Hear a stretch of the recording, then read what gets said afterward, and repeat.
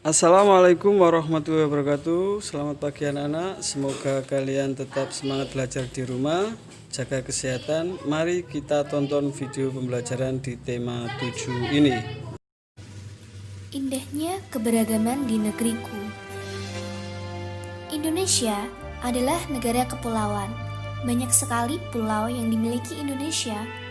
5 pulau yang terbesar Indonesia, yaitu ada Sumatera, Kalimantan, Jawa, Sulawesi, dan Papua. Sebagai negara kepulauan, dengan perbedaan lingkungan, pastinya masyarakat dari berbagai daerah memiliki kebudayaan yang beragam.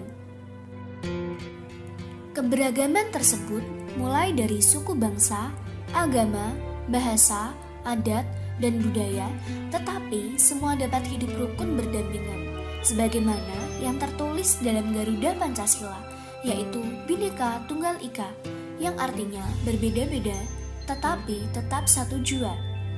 Kalimat ini terdapat dalam buku Sotasoma, karangan Empu Tantular.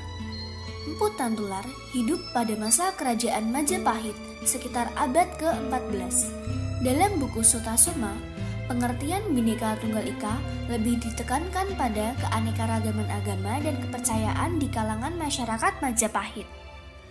Berdasarkan hasil sensus Badan Pusat Statistik atau BPS tahun 2010, bangsa Indonesia terdiri dari 1.331 suku.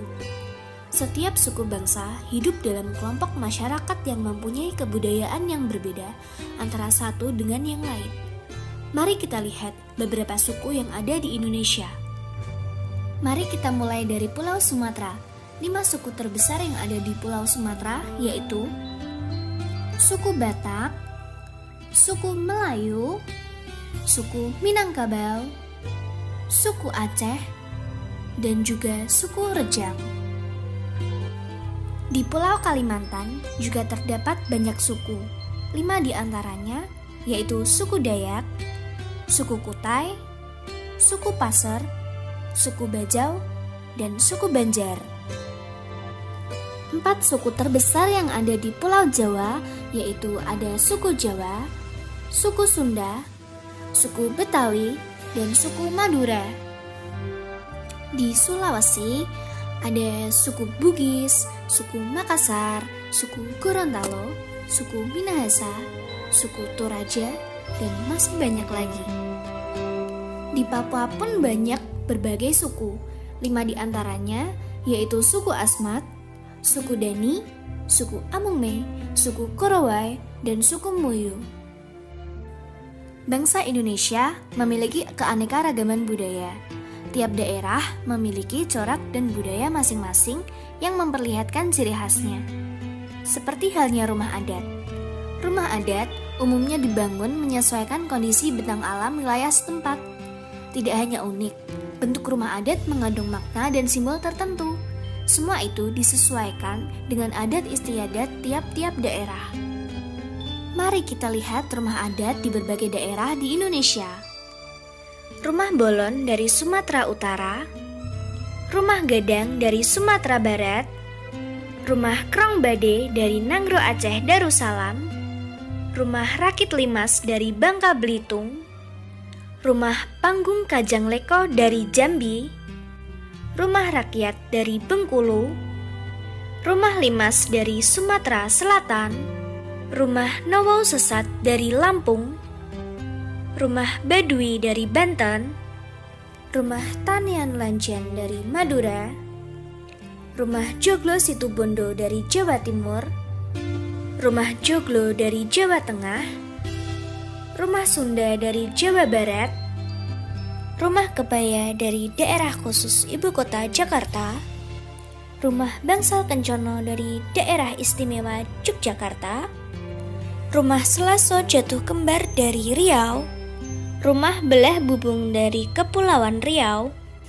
Rumah Gampura Candi Bentar dari Bali, Rumah Panjang dari Kalimantan Barat, Rumah Betang dari Kalimantan Tengah, Rumah Lamin dari Kalimantan Timur, Rumah Bubungan Tinggi dari Kalimantan Selatan, Rumah Baloi dari Kalimantan Utara, rumah pewaris dari Sulawesi Utara, rumah Tambi dari Sulawesi Tengah, rumah Buton dari Sulawesi Tenggara, rumah Tongkonan dari Sulawesi Selatan, rumah Duluhupa dari Gorontalo, rumah Bayi Leo dari Maluku, rumah Sasadu dari Maluku Utara, rumah Dalam Loka dari Nusa Tenggara Barat, rumah Musa Laki dari Nusa Tenggara Timur, rumah Hunei dari Papua, rumah Mot Aki Aksa dari Papua Barat.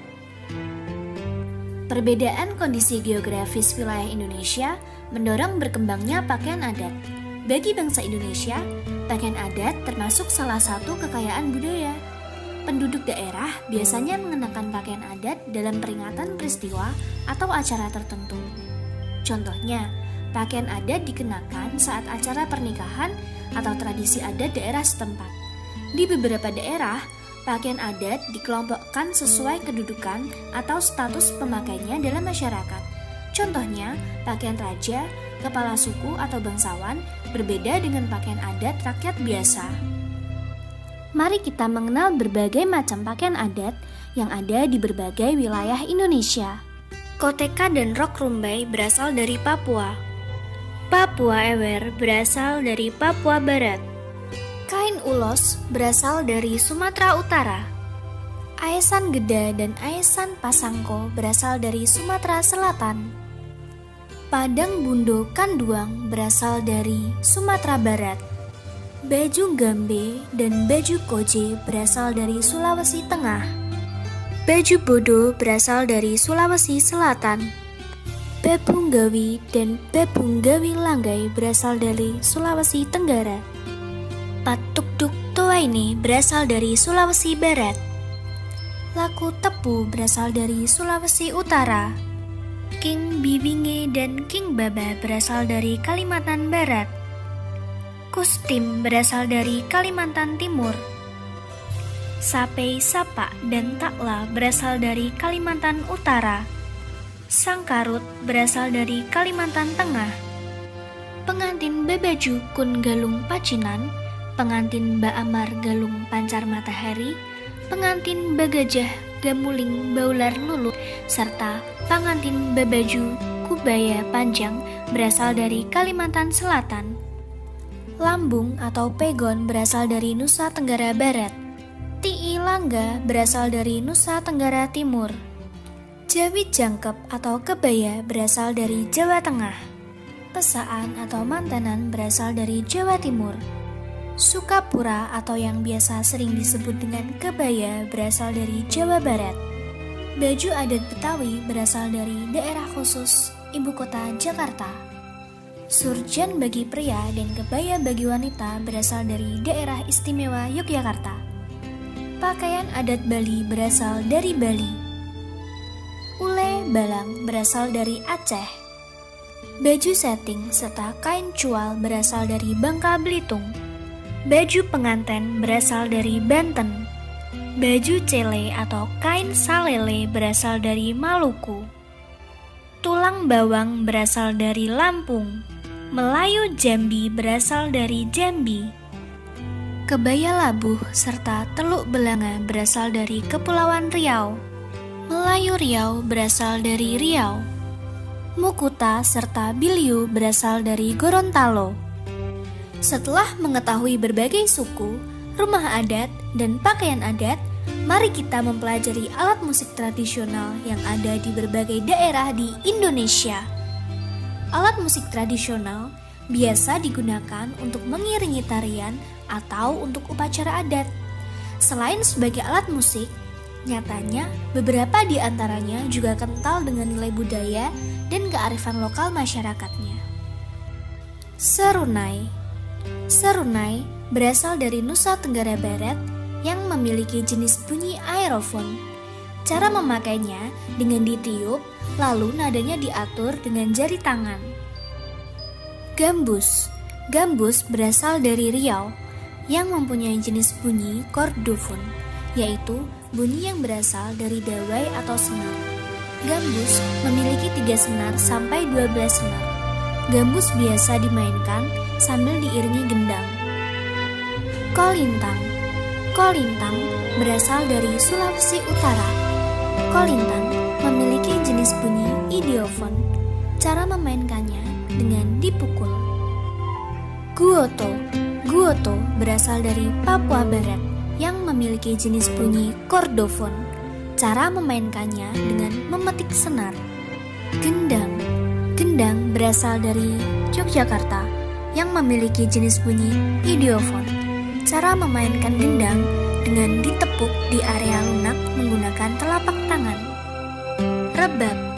Rebab berasal dari Jawa Barat yang cara memainkannya seperti biola, yaitu digesek. Bentuk rebab seperti busur panah. Serangko. Serangko berasal dari Jambi yang terbuat dari tanduk kerbau. Cara menggunakan serangko adalah dengan ditiup. Serangko biasa digunakan untuk pemberitahuan jika ada musibah di masyarakat Jambi. Sasando. Sasando berasal dari Nusa Tenggara Timur yang mempunyai jenis bunyi kordofon. Cara memainkannya dengan dipetik. Sarunai. Sarunai berasal dari Sumatera Barat yang terbuat dari padi, kayu, dan bambu. Cara memainkannya yaitu dengan ditiup.